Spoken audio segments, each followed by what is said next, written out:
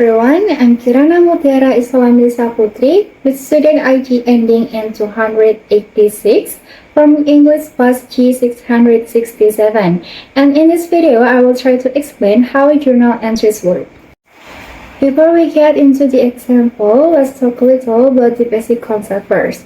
So basically, a journal is just a record of financial transaction in accounting that uses debit and credit to keep everything balanced. A financial transaction is an event that involves the movement of money or something that has monetary value.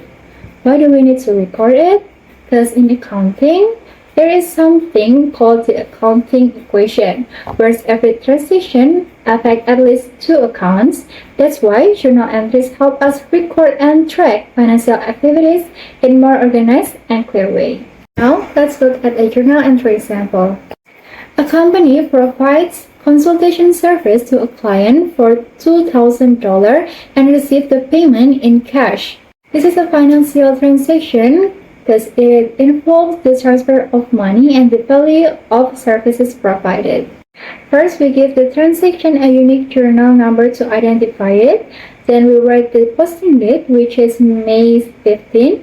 After that, we add a brief description, such as legal services provided. Next, we identify the accounts affected.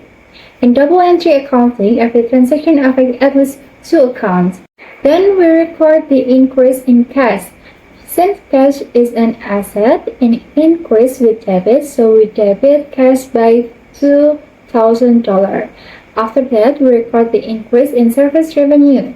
Revenue increases with credit, so we credit service revenue by $2,000. Finally, we check that the total debit equals the total credit.